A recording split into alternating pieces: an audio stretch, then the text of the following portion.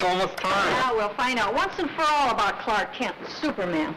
Look up in the sky. It's a bird. It's a plane. It's a TV show. Yes, but who is he? What's his name? He's Superman. Golly, Clark, won't that be wonderful seeing Superman? Fighting a never-ending battle for truth, justice, and television the MeTV way. No one can do the things that Superman does. The adventures of Superman. Now on MeTV Fresno, Xfinity 187.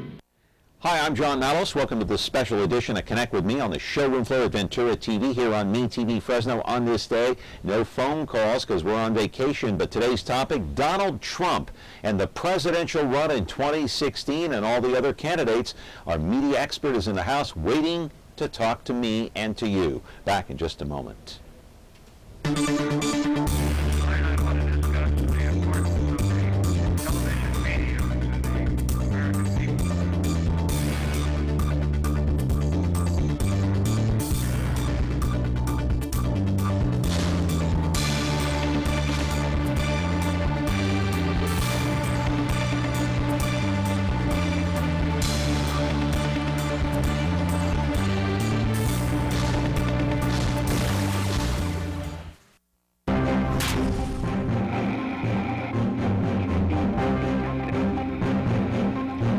Welcome back to the program here on Connect With Me on MeTV Fresno on this day, and we're going to talk about Donald Trump and the 2016 run, no question about it. Unfortunately, no phone calls on this day, a special taped edition. Of course, we're on vacation all this week, and by the way, the debates will take place this week on Thursday. So today, our media expert is in the house to talk about this, and Donald Trump has been all over the map recently. He criticized Lindsey Graham. He criticized John McCain. And you know what he had to say about Mexican immigrants who come into this country from Mexico. And yes, Donald Trump is leading in the polls.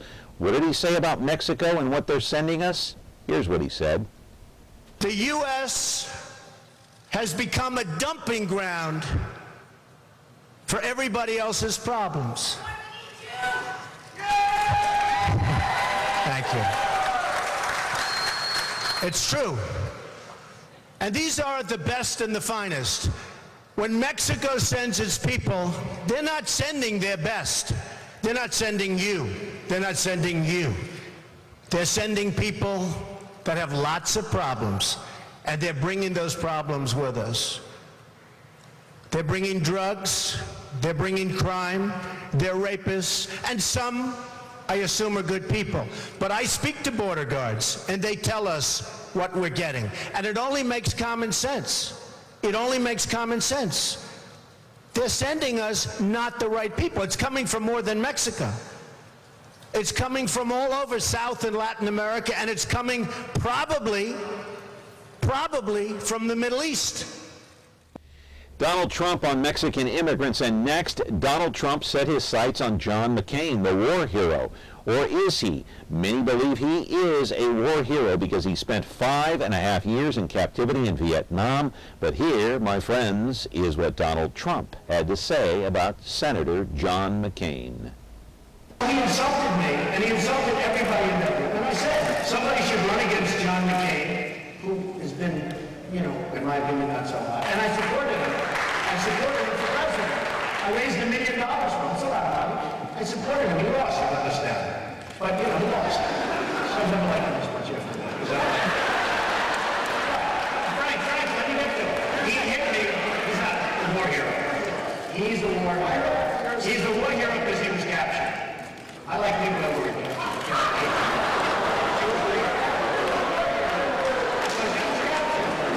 okay? You can have, and I believe perhaps he's the war hero, but right now he said some very bad things about a lot of people.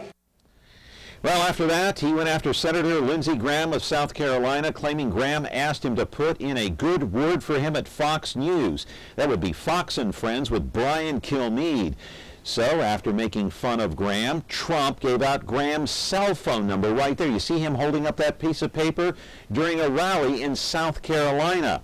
And then Graham called Trump a jackass several times on CBS this morning. Then he put together this YouTube video you're watching right now showing himself destroying a cell phone.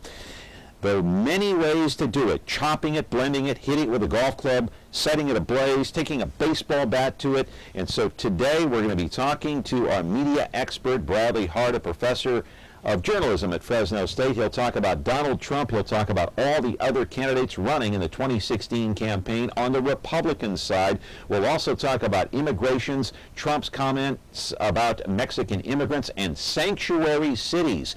We're back with our special program here on Connect with Me on MeTV Fresno. No phone calls, but we're back with Bradley Hart in a moment.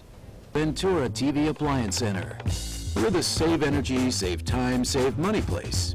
The Energy Star qualified #1 rated high-efficiency Cabrio from Whirlpool Place. You heard right. Right now, save big on select Whirlpool Cabrio laundry pairs and pay no interest when paid in full within 6 months. At the hometown low price, think outside the big box place. Since 1951, Ventura TV Appliance Center. We're working hard to be your place. Take a look at this. Let's play.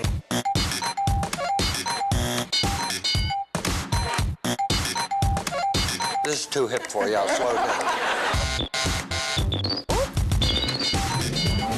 Let's play. Watch all your favorite classic game shows on Buzzer TV, KBBC Digital Channel 13.7. Back here on the program, you know, at some point, my friends, we all have to go on vacation, right? We can't work 24/7, 365 days a year. I don't think anybody does. Nobody has the energy or the time for that, right?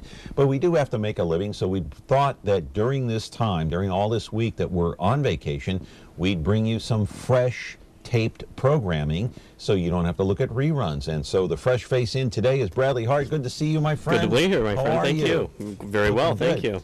So this character, Donald Trump, has been making noise here the last couple of months, and he jumped into the race, and then he talked about Mexican immigrants. So here we are, Bradley. What do you make of this? Well, I mean, Donald Trump has always made a reputation as being sort of an outside figure, right? A guy who's sort of been a buffoon, a clown. He's made a big name for himself in really the 1980s and 90s with big business deals and things of that sort. And this is just really a continuation of what we've seen in the past. But, I mean, when we see a picture of him on screen there, obviously the hair has sort of become synonymous with Donald Trump. The face. And the joke always being for a billionaire, he could surely afford a better comb over than that. But, you know, I mean, Trump is one of these sort of cultural figures more than he's a political figure, and we're seeing him have an outsized influence on the race right now. But keep in mind that when we're taping this show, this is sort of the middle of July. These are the softest months of the year in terms of polling, so we have no idea what's going to go on here.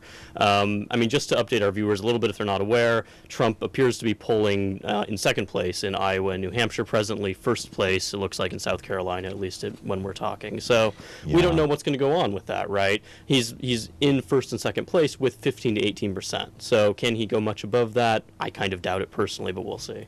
Is he more of a pop culture icon than anything else, than a political figure? Oh, I think without a doubt, yeah. I mean, this is a figure who has made his career really on television, in the media, by saying outlandish things, right? And his name recognition, we have to keep in mind, is nearly 100%. So he's getting some of these polling numbers just based upon the fact that people know who he is, whereas a lot of the other candidates are still relatively unknown regionally. So a lot of people are simply identifying with Trump, partially because of the comments he's made, which they maybe don't agree with, but see as a positive influence or something that needs to be discussed in the wider sphere type of thing. You heard what he said about Mexican immigrants, and he told NBC News during an interview recently that he has nothing to apologize for. Everything that he said is true, and that everyone in the media, or most people in the media nowadays, are so politically correct that they can't come out and tell the truth. What do you make of him just saying, look, I have nothing to apologize for because I told it the way it is? Well, whether or not that's true, I mean, that's a strategy that he really has to play at this point, because if he then goes back and says, oh, well, let me nuance my statements in the way that another candidate would, a typical politician, then that loses him the cachet that he's developed, right? He can't go back and say, or he can't backtrack in the same way that other politicians will, because he's made his name on the basis of, I'm a truth teller, I'm telling it as it is kind of thing. So that's one of the reasons he's polling so high right now, is he's saying things and not backtracking on them, even when they are quite controversial or quite offensive to a large number of people. That's actually attracting him support at the moment. Who, in your mind, could put Donald Trump in his place? Anyone? I think Donald Trump himself will, inevitably. I mean, I think that he's one major gaffe away from being finished probably as a candidate, but I think more troubling for him is how does he get above the numbers he's already at, right? We've seen him polling well, but we haven't seen a huge increase in support for him since he entered the race. I don't think he can go much above where he is. So I think as we see the field narrow down, he'll really just be taken out by the fact that we have candidates who will supersede him. I mean, Jeb Bush being the most likely, but there could be other candidates too. Yeah, but another thing that struck me during the NBC interview with Donald Trump, as you know, dumped by NBC, dumped by Universal, dumped by Macy's, as he's surging in the polls, he's losing all these business deals. Right. Doesn't seem like he really cares that much, but here's what he told NBC News. He basically said, look, I can fix immigration. You know, he goes, I have dealings with Mexico all the time. He goes, I have Mexican immigrants working for me in my companies. And he goes, I will win the Latino vote. Okay? I about fell out of my chair when I heard that, but it's a bold claim, to say the least. Yeah, I mean, this is what we know Donald Trump for, right? Is making outlandish claims, making statements that seem like very bold predictions, and then either delivering on them to some extent or simply pretending they never happened later on, type of thing. Right. So this is what you would expect from someone who's made a career on this type of thing. I really think that when we look back in the fall, Donald Trump is going to be seen as a sideshow to this race, but for right now, he's very entertaining. And that's part of the reason he's doing so well, too. He's the most entertaining thing out there right now. You know, the NBC reporter who interviewed him didn't seem like she had a lot of experience in politics, so I didn't understand some of her line of questioning, where she was going with it. But she did ask him at one point, you know, Mr. Trump, when was the last time you were at the border? And he said it was 3 years ago. Okay, whether it was 3 years ago or 3 minutes ago, what difference would it make in your mind? Well, presumably it wouldn't make a difference. I mean, that's the kind of gotcha stuff that you do in politics all the time, right? Where you try to catch someone in an exaggeration by asking, "Oh, well, when was the last time you actually looked into this, or what do the numbers actually show?" type of thing. Really, that's irrelevant for Donald Trump, right? Those are the types of things that trip up a substantive candidate who's making nuanced arguments. His arguments are not nuanced at all. His arguments are, "This is how it is, and I'm telling you what needs to be said." Yeah, I mean, she was not able to trip him up at all. I mean, Trump was just fluent in that interview. He was just stellar. Nobody could knock him off his feet. Nobody could knock him off his game. And I got to take a break, Bradley, but when we come back, we'll talk about gun control, because he was also asked about gun control, and his reaction was very blunt, bold, and right in your face. Donald Trump, as always, my friends. But Bradley Hart is here to analyze all this and all the races, and you won't believe, you've got to stick around for this. We're going to show you every single one of them, every single Republican candidate running for office as of now. We're back with our special tape program of Connect With Me on MeTV Fresno. No phone calls. Back in just a moment. Hello, I'm John Walsh. We need your help to capture this fugitive. Francisco Molina Nieve has been on the run since March 2008. The police and the FBI need your help tracking this coward down. He's wanted for brutally beating his girlfriend and for the use of a firearm. He has 3 freckles and a crescent shape under his right eye. Call the Colorado FBI at 303-629-7171 if you know where he's hiding. Attention all units. We have reports of 2 motorcycle cops protecting California's highways. That's for us, good buddy. The Men of Chips are on MeTV. Hi, I'm John Baker. I'm John Baker. It's Officer Baker. He's the blonde one. Hi there! Officer Poncherello, ma'am. Frank Poncherello. Oh, I'm Frank Poncherello. And he's the one who's Eric Estrada. There's no way I wouldn't remember a name like that. Catch the blonde one and the one who's Eric Estrada on Now Chips. on MeTV Fresno, Xfinity 187. Back here on the program, Connect With Me, tape program. It's a special edition of this show, my friends, so I apologize. No phone calls. Usually we rely on some of your phone calls to get us through the hour, but we're on vacation. Bradley Hart is here talking about Donald Trump. During the NBC interview, Trump was asked about gun control. Do you carry? Do you have a concealed weapons permit? And what do you do? And Trump's answer was very boldly and bluntly, as he always does, says, "None of your business." Okay, so where does he stand on gun control? I didn't get that part of it. And you saw the interview. Well, yeah, I mean, nobody really knows. I mean, this is the case with many of Donald Trump's positions, is nobody really knows what that position is beyond, I'll tell you more later, or I have a secret plan to solve something, right? Sort of the Nixonian answer involving the Vietnam War back in the day.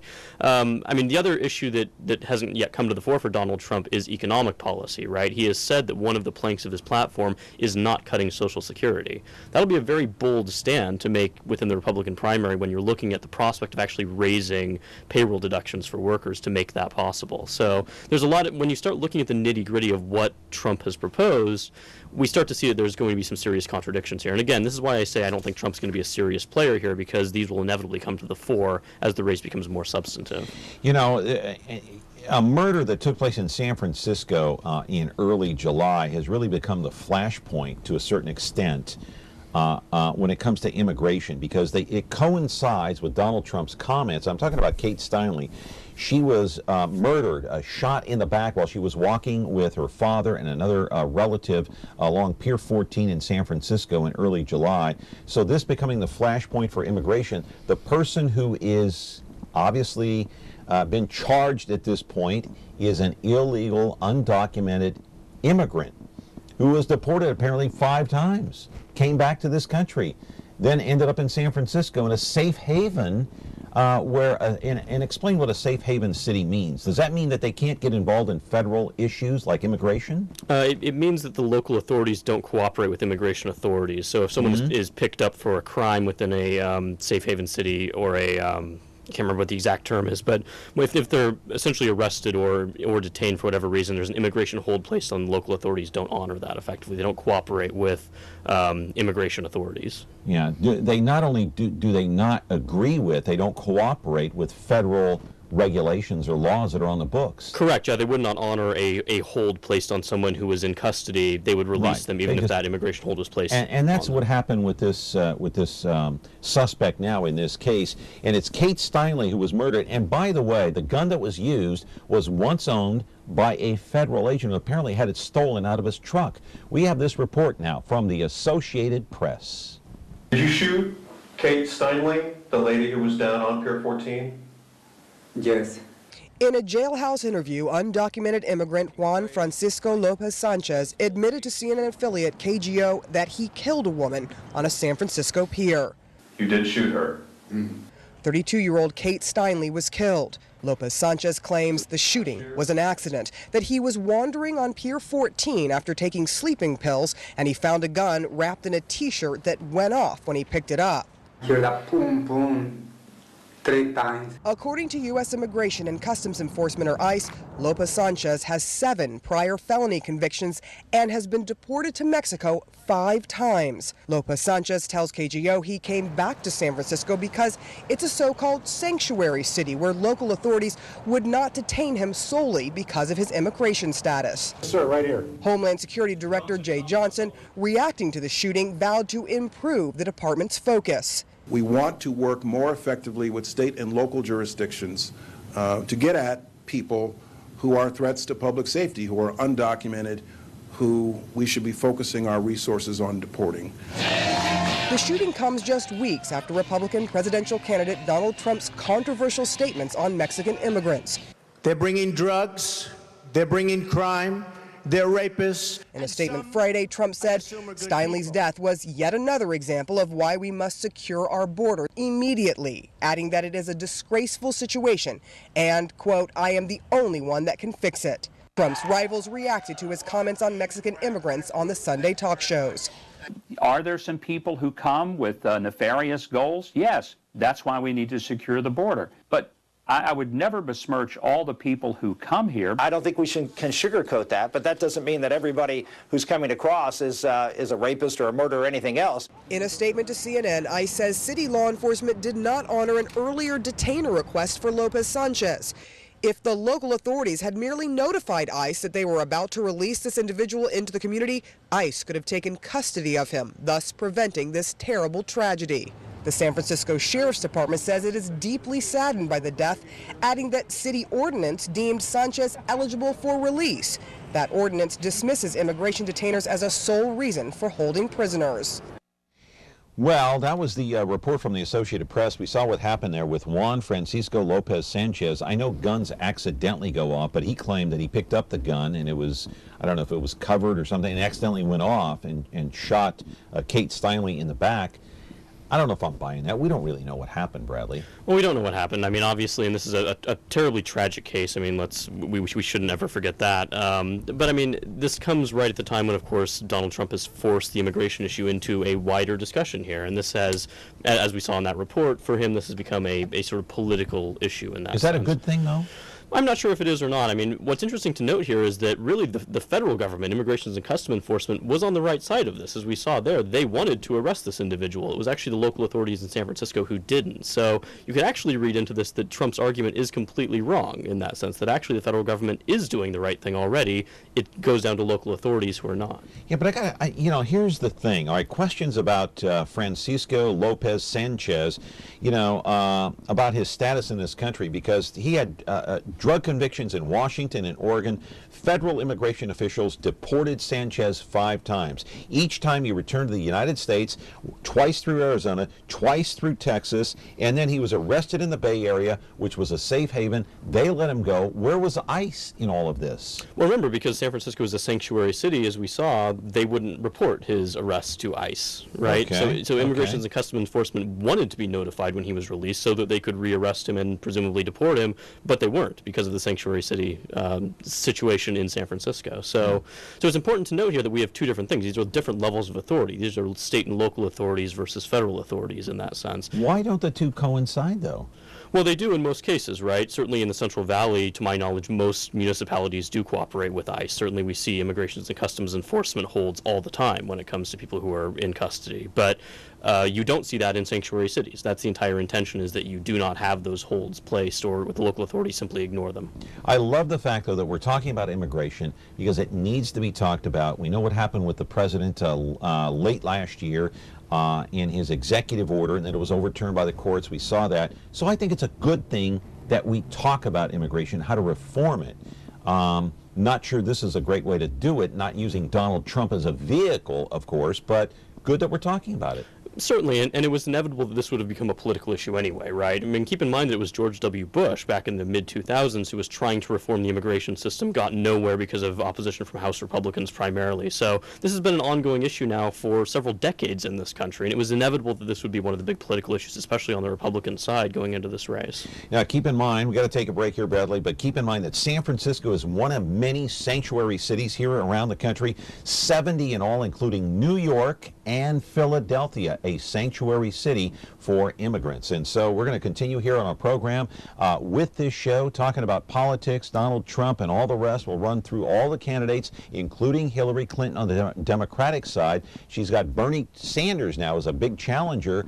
Or is he? Is he just, I mean, come on. Is he along for the ride? Is that all it is? We'll ask Bradley Hart that and much more as we continue on a tape program here. Connect with Me returns in a moment. When you're looking for KitchenAid innovation and quality, who has the answers, the selection, the price? Ventura TV Appliance. With billions in nationwide appliance buying power, more than Home Depot and Best Buy combined, we'll help you save. Our low prices on Energy Star qualified KitchenAid appliances save you energy and money, and pay no interest on select models when paid in full within 12 months. Ventura TV Appliance, serving you since 1951. From a top-secret location, it's the spies who love me, bringing together MeTV's top super spies to fight evil at a memorable moment's notice. They're daring. That's right. Brave. Now what are we gonna do? The best we can. Suave. Does that apply to me, Oscar? Possibly. And smart. The old finger in the gun trick. Maxwell Smart. MeTV Fresno, channel 43.6 and Xfinity 187. Okay, back here on the program talking about politics. And anytime you talk about politics, well, you know what the old saying is. During the holidays, don't talk about politics, don't talk about religion, you get into an argument. not here on this program with Bradley Hart. This is like a circus today. We're having fun and laughing at what's going on. Are you kind of chuckling at some of these comments that Donald Trump has made and some of the candidates have actually jumped into the race? Well, the circus analogy is a good one because I do feel like we have the clown show sort of going on behind the scenes here. Yeah. You know, I think in a lot of ways Trump is just the most entertaining of the candidates who's out there right now, but we were actually looking at the list before the show. I mean, there are people on this list who are pretty unbelievable, and those are just the top tier candidates, let alone the sort of perennials and also rans. Yeah.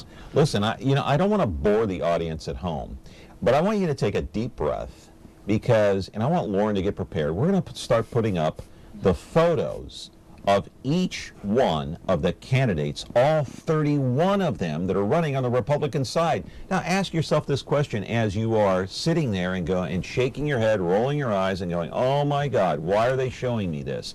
Just so you'll get a good laugh as to how and what a joke our political system is sometimes. 90% of these candidates have no shot at winning a seat in the White House. The first one I want to put up, and ask yourself this question. Have you ever heard of Skip Andrews? Skip Andrews, where are you, my friend? Where have you been all of our lives? Skip Andrews is running for president. Skip Andrews is a diverse candidate who probably has at least one opinion to please everyone. Who is this guy, Bradley? What? I have no idea. All right, how about the next one? Michael Bickelmeyer? Michael Bickelmeyer. Who is this guy? I don't know. I've never heard of this guy either. Have you? I don't even know what state these people are from, really. No, Kerry Bowers. Okay, see, this is my point, and I'm going to put up these individuals that are running on the Republican side. Kerry Bowers, a former military man with a long career in the United States Air Force. Kerry Bowers has experience not only in the armed forces, but as a police dispatcher. Kerry Bowers running for president. All right, next one. I know you know nothing about him. Okay, next one, Jeb Bush. This one I've heard of. Okay, you heard of him. Why? Why have you heard of him and not the others? He has a familiar last name, for one. All right, so Jeb Bush leads in the polls. Let's leave him up there for a couple of minutes anyway. And why is he the front runner right now? Well, obviously name recognition and money. Jeb Bush spent a number of months before he formally entered the race raising huge amounts of money. So he is truly the front runner, I think. It'll be very interesting to see what happens with Jeb, though. And I refer to him as Jeb not out of disrespect, but because that's his actual campaign slogan. Remember, his logo is Jeb, exclamation point, no mention of Bush there, for reasons that the audience can probably ascertain. And, you know, so immigration should be a big issue for Jeb Bush. He, former governor of Florida. Immigration is a big issue down there, as all the southern states are, as we all know. We do have a soundbite with Jeb Bush, which I want to play now. We'll prepare that, give Lauren the time to pop that thing up. Jeb Bush speaking at a town hall meeting recently, and here's what he had to say to the audience. Jeb Bush. So the president came in to office, and he won an election based on withdrawing from Iraq, and he was trying to fulfill that campaign promise. But in doing so, he created uncertainty for the troops in some ways, because people just had to wait him out. And that void now has been filled. And now we're back in Iraq, which I think is the appropriate thing to do in a limited fashion. But now he's putting restrictions on the role that we play. And this creates the kind of environment that you're describing. So first and foremost, I think the president needs to create a doctrine, or not a doctrine, but a strategy, make it clear what it is, rebuild the relationships so we're not going it alone, because that's not the appropriate role for the United States. We're not the world's policeman. We don't do that well. We shouldn't have to do it, and nor, I think the American people don't want that. Obviously, that was Jeb Bush talking about Iraq and the military and our involvement over there, and he was uncomfortable in his answer, it seemed like to me, when he was first asked about whether or not, we should have gone in. His brother made that decision to go into Iraq initially back in 2003. Refresh our memory as to what Jeb Bush told the news media and in that first reaction to that question. Well, essentially, we've seen a number of answers from Jeb Bush on this. He initially said that he would have made the same decision to go into Iraq, then he backpedaled on that, and this came on the heels of him essentially telling a group of donors that his brother, George W. Bush, was one of his key foreign policy advisors, which raised some interesting questions for people.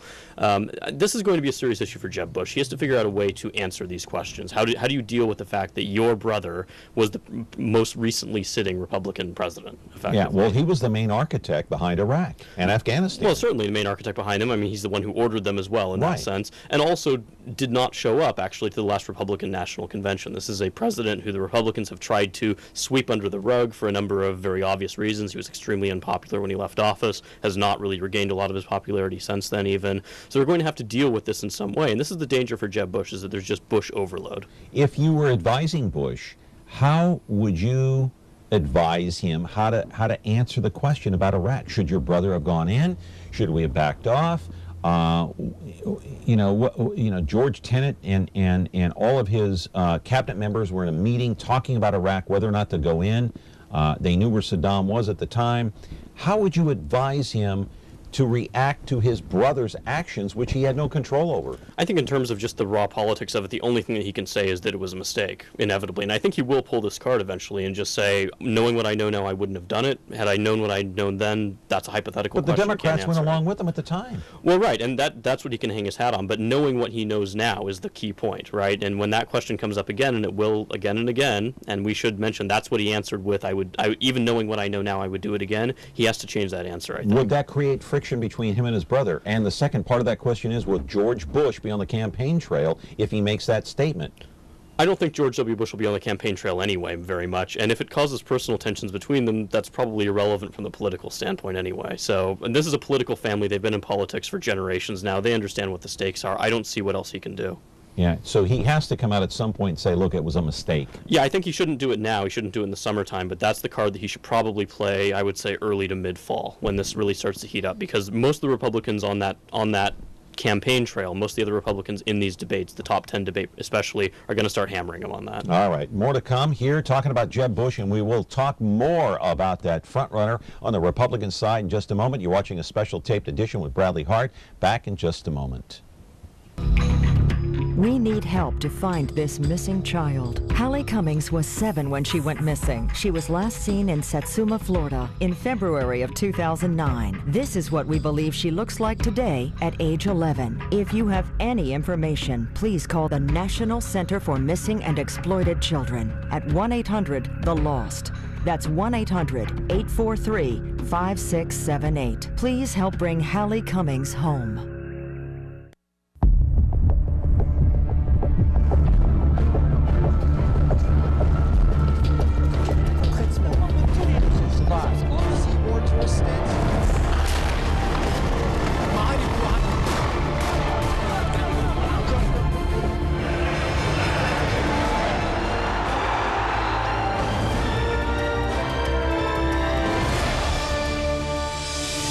Euronews, most watched news channel in Europe.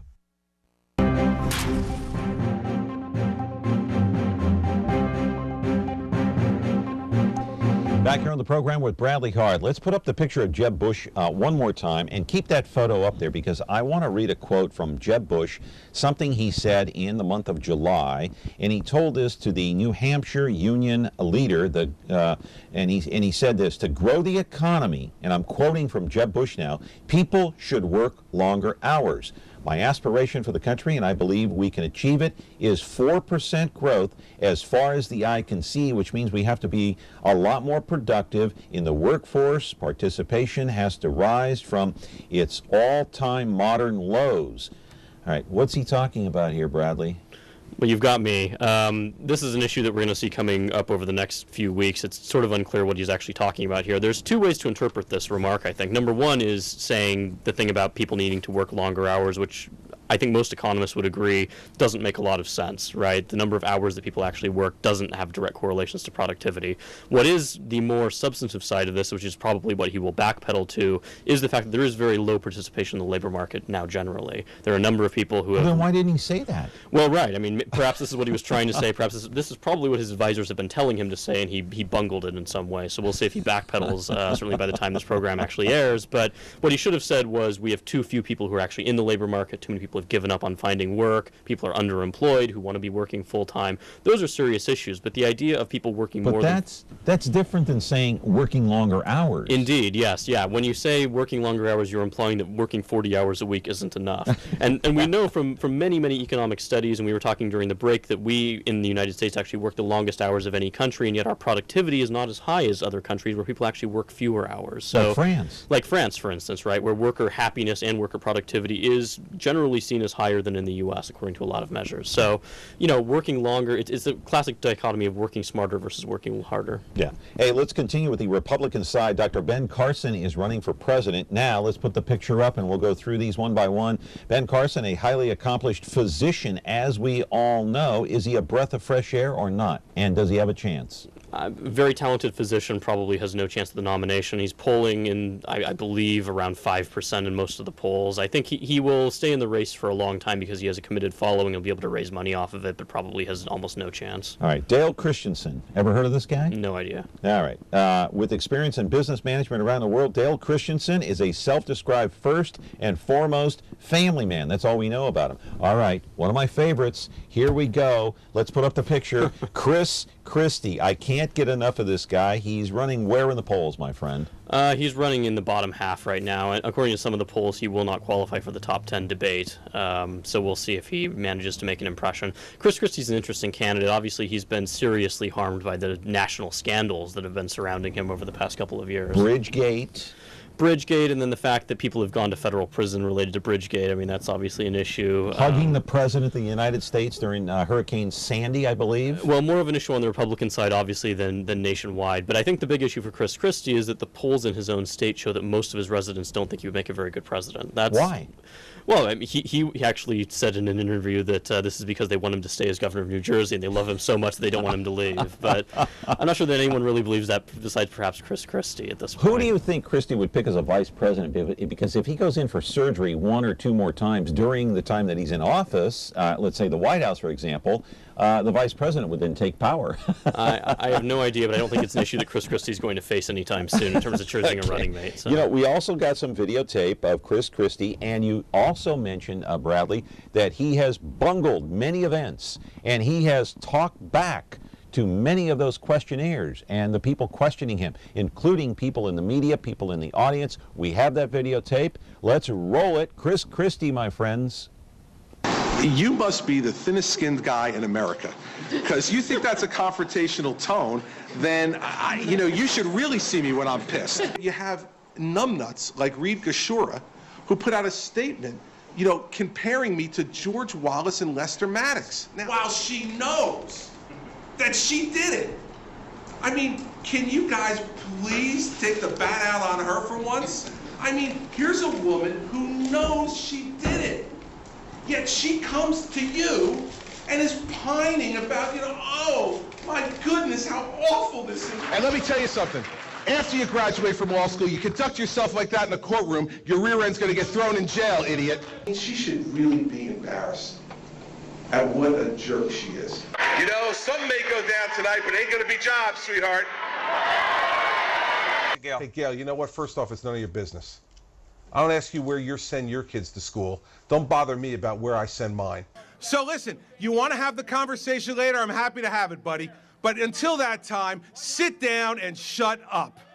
Sit down and shut up. That's coming from the mouth of Chris Christie. Who's more in your face? Is it Donald Trump or is it Chris Christie? Well, I think hard to beat Donald Trump in terms of that stuff. I think the unfortunate thing for Chris Christie is actually that Trump got in, because part of Chris Christie's appeal has always been that sort of plain-talking, hard-edged thing, and Trump has just sort of stolen the thunder there. But he doesn't care who he offends. Why? This is just his style. I mean, it's always been his style. He's governor of New Jersey. I mean, this is sort of what you expect in New Jersey politics to an extent. Amazing. Okay, let's go back to our candidates on the Republican side. All 31 of them, my friends. There's Ted Cruz, our friend Ted Cruz, the Harvard and Princeton educated attorney who once served as the domestic policy advisor to former President George W. Bush. Any chance here, my friend? I don't think so. I mean, I think Ted Cruz is a phenomenon from a couple of years back that made a splash for a while, but is now getting increasingly having his thunder stolen by a broad Republican field. So I think Ted Cruz will hang on for a while, but he has probably no chance. Straight talking? Straight talking, very aggressive style, but I think ultimately just not enough widespread appeal to make a national impact. Not enough money. Not enough money, probably, with the ultimate, yeah. Yeah. All right, next one, John Dummett Jr. Hailing from the state of California, John Dummett Jr. is a constitution. What's that? Oh, Brooks Cullison, I'm sorry. Okay, that's Brooks Cullison. I'm sorry, I missed one. A man of faith who is addressing the threat of radical Islam in Job 1. Ever heard of this guy? No idea who this is. That's Brooks Cullison. Okay, John Dummett Jr. Hailing from the state of California, he is a constitutional Republican who has become franchised with both the Republican and Democratic parties. Never heard of him either? Yet he's running for the Republican nomination despite being disenfranchised from the party. Yes. Mark Everson is the next candidate right there. Never heard of him. A conservative with an extremely dim view of large banks. Huh. That's the tone on him. Anyway, Carly Fiorina, tell us a little bit about her and what her slim chances are. Well, former Silicon Valley CEO, ran unsuccessfully for the Senate against Barbara Boxer a few years back. She's a candidate that's always struck me as intriguing because it's sort of unclear to me why she's actually running in the first place. Polling in some polls at 0 nationwide and doing almost nothing in the early states, but apparently drawing fairly good crowds in New Hampshire. So we'll see if she can make herself a formidable force. Yeah, why is she drawing those crowds?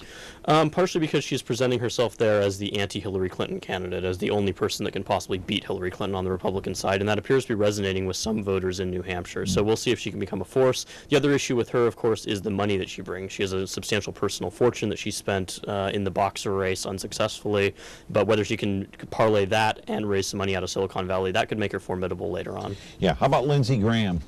Lindsey Graham, senator from South Carolina. Another candidate that I've always been puzzled by why he's running in the first place. National security hawk, and that seems to be really the only issue that he's focused on, so not Confederate entirely. flag. Confederate That's the issue he's going to be dealing with now. But is back down on it, I mean, and now in favor of taking down the battle flag from the Capitol. So I don't know. I mean, I'm not sure what issue Lindsey Graham is going to try to hang his hat on later on, but we'll see. He must have something in mind. How about Jim Hayden? No idea. Okay. We don't know much about him either. He announced his candidacy for president. This self-described constitutional conservative is making his second run for the White House. Chris Hill, how about this guy? Ever heard of him? No idea. A combat veteran who served as a pilot during Desert Storm. That's about all we know about him. Mike Huckabee. We know a lot about this guy. He's run before. Ran in 2008 unsuccessfully, yes.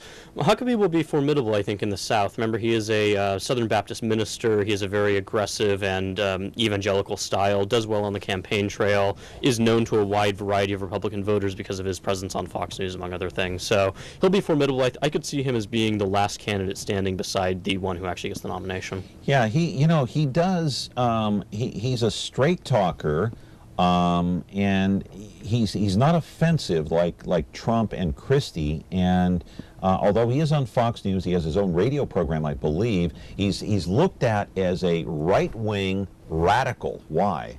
Well, because of a lot of his socially conservative positions, especially in the aftermath of the gay marriage ruling from the Supreme Court, he's made a lot of statements sort of in opposition to that. So I think he will have a built-in constituency, though, especially in the South, and he will do well probably in those Southern primaries, so he could be formidable. More candidates to go over, more candidates to talk about with Bradley Hart, our guest today. Special program on Connect with Me on MeTV Fresno. No phone calls on this day because we are on tape, my friends. Back in just a moment. Tune in to Heartland for the best in true country music. Relive vintage specials, one-of-a-kind concerts, and country music's earliest videos. Heartland is the heart of country, the only place where you can find country music, country stars, and country lifestyles 24/7. Heartland, the heart of country. Now on channel 13.2.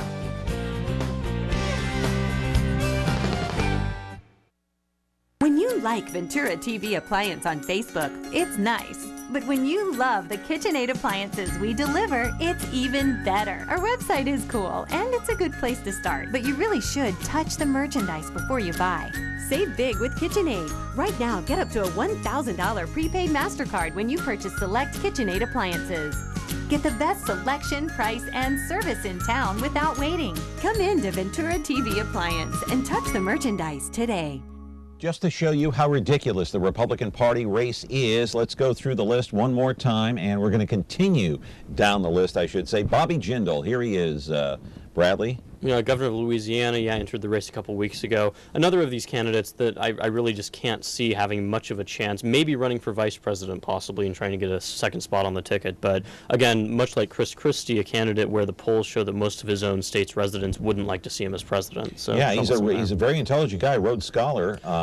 Indeed, yeah, very intelligent, very well educated, attended Oxford University, obviously, as part of the Rhodes Scholarship, but I think truly here running for vice president, and probably because he doesn't see any other road to higher office than that. Yeah, another sitting governor, John Kasich, governor of Ohio, he's got no chance. Why is he running? And has not yet declared himself, to my understanding. I think he's a possible contender there. I don't know, honestly. I mean, he's seen as a moderate Republican, but someone who I would agree has probably no chance. All right. Another no-name, Michael Kinlaw. I have no idea who this guy is. He's a conservative Republican who has strong opinions on a number of issues, and that's about all I know about him. His hometown is Houston, Texas. You ever heard of this guy? No idea. All right. Dennis Michael Lynch calls himself DML.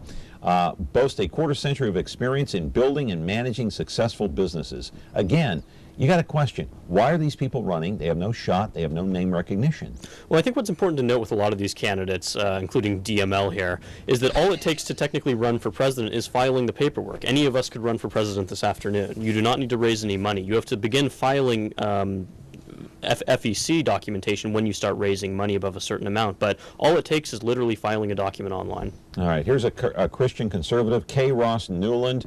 Apparently he believes in Christian values and says that this country is losing out on those values, and again, a no-name, don't know. And I'm not putting these people down for running. It's nothing personal. I'm not putting them down, just wondering why they're running. I know you've never heard of him, but we have heard of the next one, George Pataki, former governor of New York. Indeed, and in a very different time and a very different Republican Party, he could be the front runner easily. I mean, a very moderate Republican with a great deal of experience, obviously regulating finance and things of that sort. If this were the 1960s, he might be the front runner. Right. Rand Paul.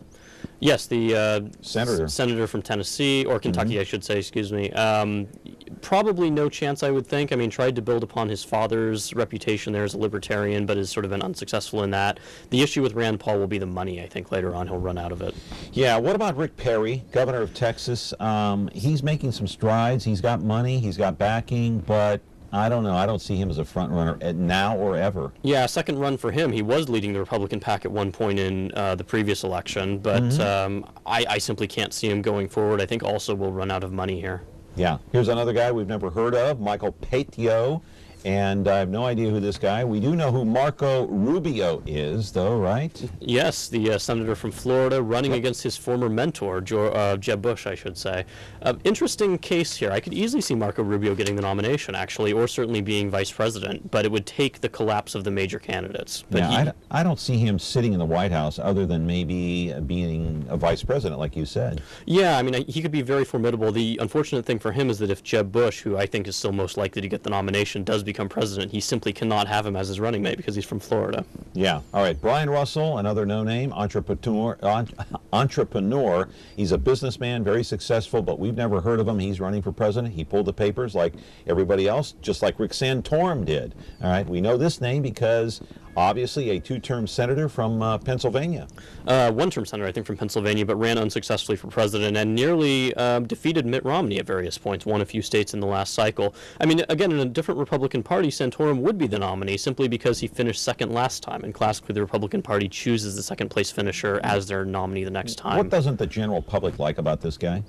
Well, mostly his views, I think, is the issue for Santorum. I mean, this is a man who last time became embroiled in a wide-ranging discussion about whether birth control should remain legal and paid for by insurance companies. So if he can avoid these types of issues this time around, which may be impossible for him, he might be formidable. Right now he's running at the bottom of the pack. I would say, 1 in 100 chance at best. Let's rip through the last ones here. Jefferson Sherman, another no-name, but he is running, not putting anybody down.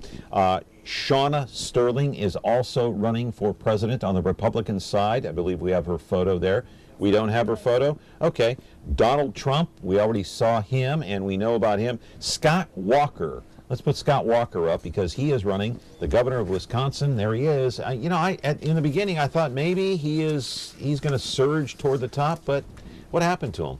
Well, I think Walker has a couple of interesting issues. I mean, the first one being that he's been a very controversial governor of Wisconsin. He has survived a couple of recall votes there that were led primarily by the unions, but in those votes or in those recalls, he receives still a third of union vote or union households votes. So he's been a controversial governor there. I just can't see Walker really making it to the top tier. I don't think he quite has the gravitas or the national reputation to get there. I think a lot of these other candidates who are more experienced on the national stage will ruin him later on. Could he be a running mate?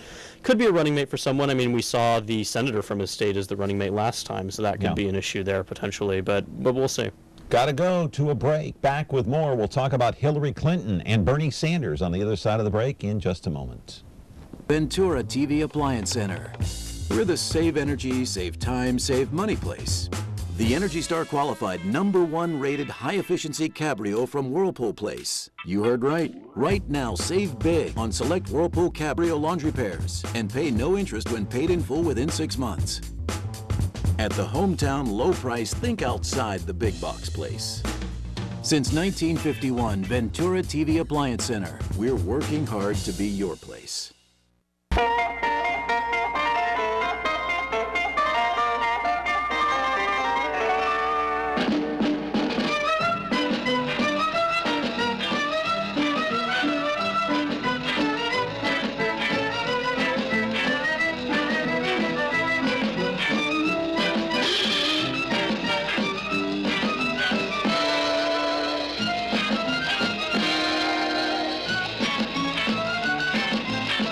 Back here on the program talking politics, let's get right to Hillary Clinton, and let's go to the videotape, my friends. This was in New Hampshire in July, and let me show you what happened. Her aides put up a rope around her, and, well, not around her, but several feet beyond where she was standing so the press can't get close to her. And what kind of a perception did this create for not only the general public, but in the media? How was this perceived? Well, obviously as trying to protect the candidate from media, and we've seen this from the Clinton campaign now for months, where they're trying to protect her as much as possible from questioning by the media. I think, interestingly, this will have almost no effect, though, because nobody really likes the media in the general public, right? So if you look at polls, the media's reputation itself is so low that I'm not sure this kind of inside ballpark stuff is going to make much of an impact, and that's, of course, what the Clinton campaign is counting on. Yeah, but is this a stunt that Jeb Bush or Chris Christie would have pulled? Only Hillary could have pulled this, right? Well, right, because Hillary Clinton doesn't need the media right now, right? She doesn't need, in fact, you could argue that she needs the media to cover her less, simply because she has 100% name recognition already. Everybody knows who she is. The more that she's in front of the media, the more chance there is to make a mistake. All right. How does she get by all of the scandals that she was embroiled with and the Clintons were embroiled with during the time that her husband was in office? For example, Monica Lewinsky, Vince Foster, the Rose Law Firm, the billing records.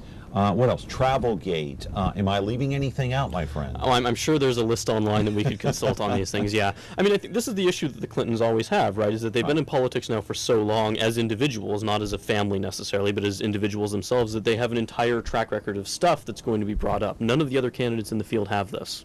Yeah, and what about the emails? What about Benghazi? All this is going to come up during the course of the campaign in the next year and a half. Well, it is, and the Clinton campaign right now is probably thinking, why open ourselves up to this now? Why allow the media to even question us? So really don't let them in. Right, don't let them in until the end of the summer, right? We're right now in the bottom of media coverage. We're in the bottom of people's being tuned into politics. Okay, let's roll a soundbite from a Saturday Night Live skit. Very funny. Get your laughing gas on here because it really is quite humorous. They're mimicking Hillary Clinton on Saturday Night Live. That's much better. Now, want to do some vocal warm-ups and then we'll get started? Ooh, okay, I'd love to.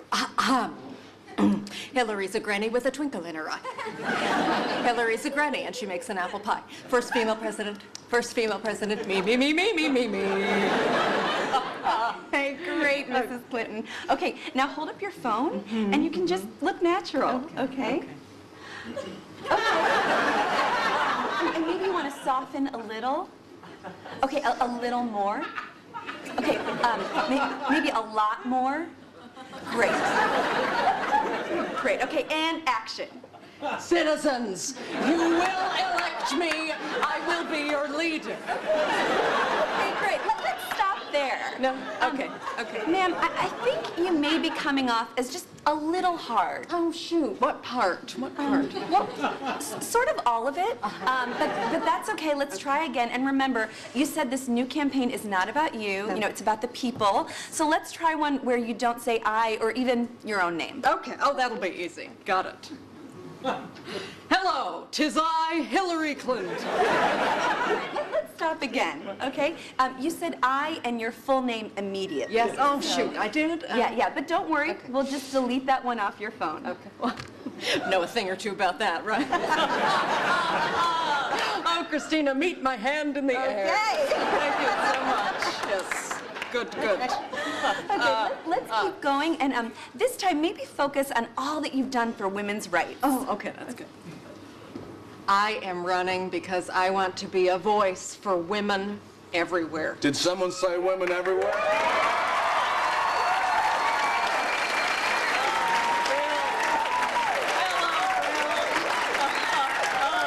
Hillary would make a great president. Thank you. And I would make an even greater first dude. Thank you, Bill. That's nice.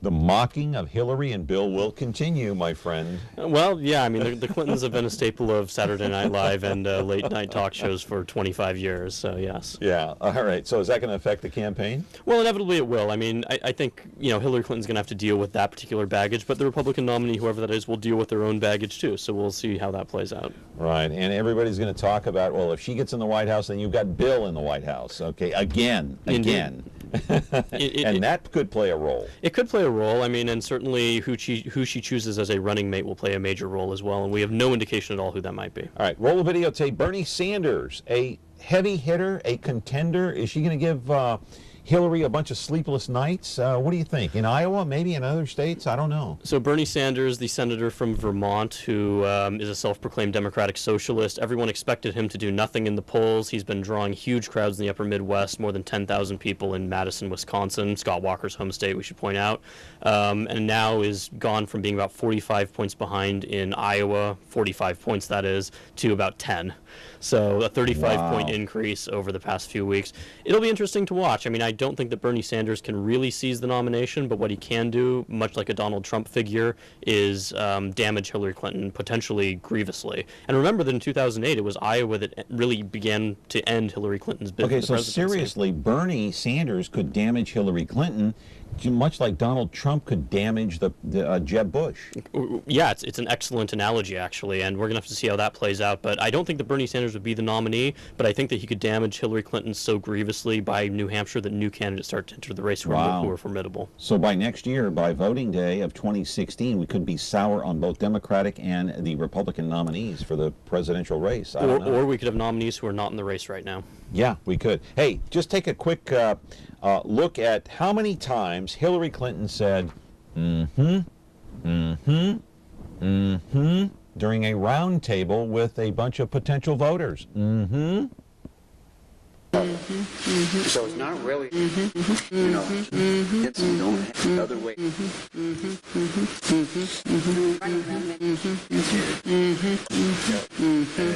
We're, well, and we are because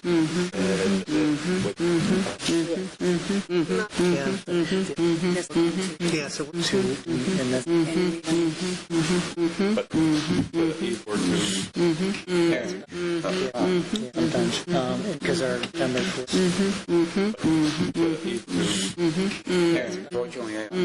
sometimes, so it's because our September before school. You had to work. Fine, you know. But somebody's life were.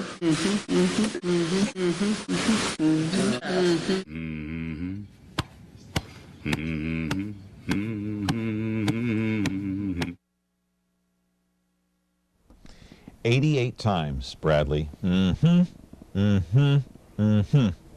thing to say that is But that isn't she obligated to answer? Well, I mean, this is how the Clinton campaign's been running their campaign so far, effectively. They've been doing these small events because they've been sort of shying away from the major speeches and things like that. They may now, there was a story in the Times yesterday indicating this may now be a mistake, given that Bernie Sanders has given these huge crowds apparently an alternative. So we'll see if they start moving away from that. One issue with having big events is that the media then covers it. Yeah, that was in New Hampshire, by the way, in case you're wondering. Bradley, we're out of time, sadly, but we had fun today, I'll tell you that. We did. I loved talking about all this political stuff, and come back again. Absolutely. We've got a year and a half to do it again, so I'm sure we will many times. All right. Our thanks to Bradley Hart, and have a good day, sir, and we'll see you back here tomorrow with another taped edition, a special edition of Connect with Me on MeTV Fresno as we continue our vacation this week. Have a good one. See you back on tape tomorrow.